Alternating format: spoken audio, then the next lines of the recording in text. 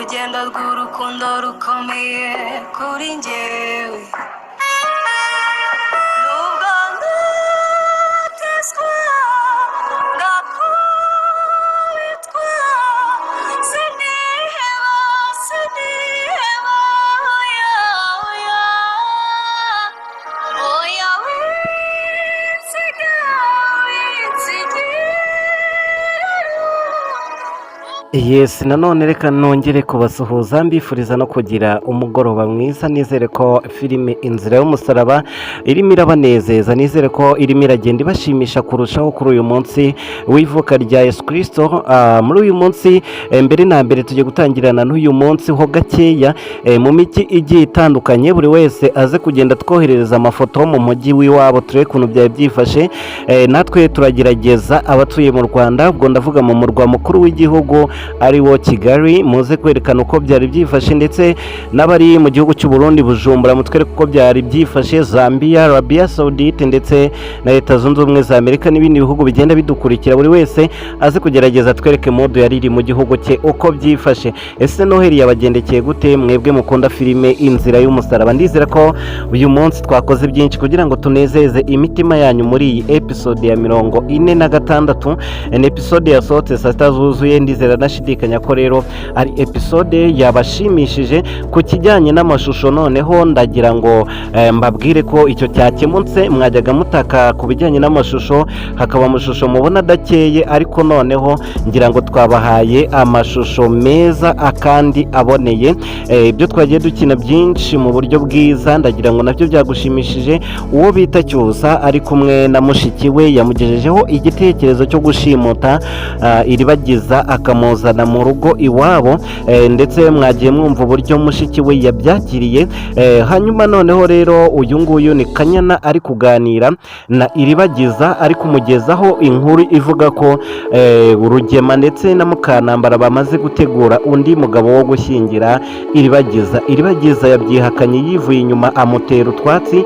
Nyuma y'akanya gatoya rero nibwo Iribagiza yaje kubiganiraho n'uwo bita Fabiola nawe ni umwe mu bantu bagize akagambane gakomeye cyane n'ubuhemu n'ubugambanyi bwinshi cyane mu bijyanye no kwica umuryango wa Iribagiza. Ngira ngo murabizi, abantu benshi rero basabye yuko umuntu wazahorera Iribagiza yazaza muri episode ya 48 na 50. Sinzi namwe nimba ariko mubyumva. Hari igihe buriya akenshi iyo dukoze ikiganiro tubana n'abafana bashyashya. Ese mwebwe murabyumva gute? Tuzazanemo musaza wa Iribagiza ryari?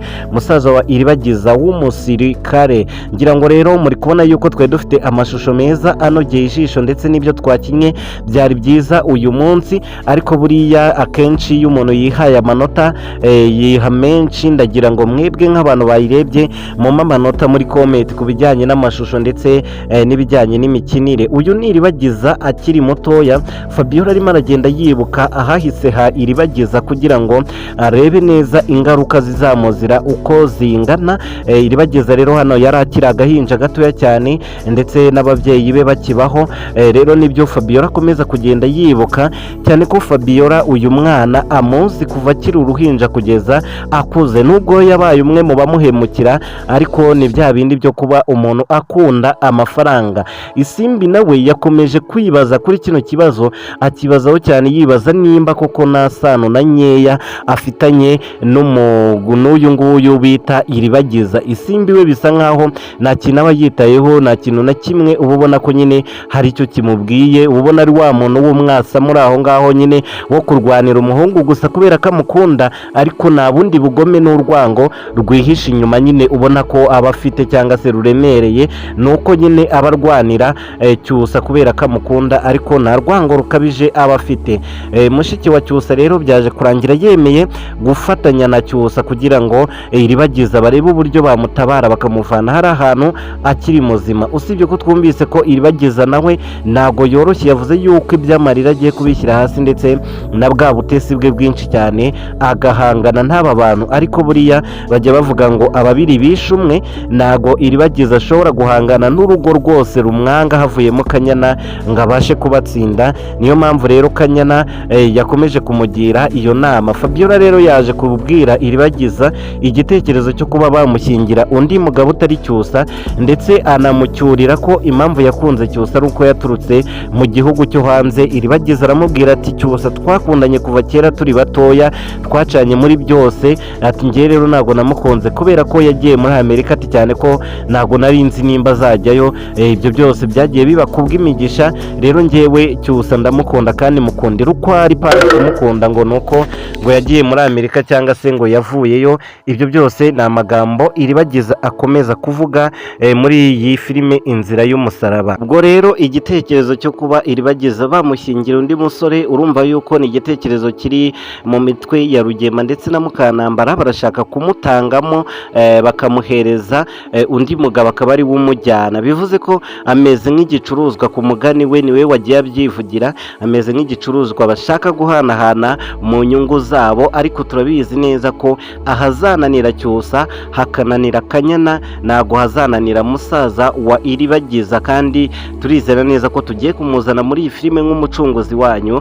Ndizera ko rero iyi filime ikomeje kuryoha, narabibabwiye ndababwira ngo ubu ngubu tugiye gusatira mu bintu byose byari biteye amatsiko, tubamara impungenge kugira ngo mubashe gusobanukirwa ibihagije kuri iyi filime. Byanze bikunze tugomba kuyihutisha bikagira vuba, bikava mu nzira bikarangira, pana gukina nka biriya twakinaga mu minsi yashize.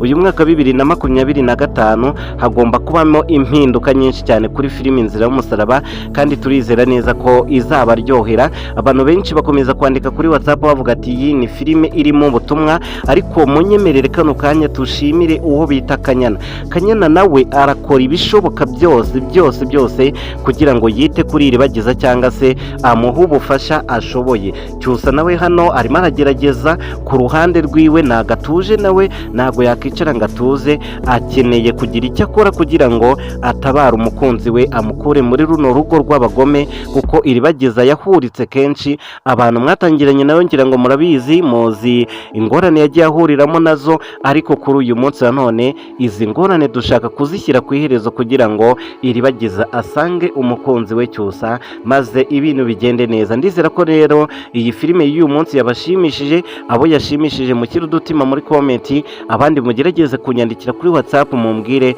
uko mwabonye byifashe. Abari mu Burundi ndetse no hanze y'igihugu cy'u Burundi mukomeze kugenda mutubwira, ese noneho turi kubaha episode nziza?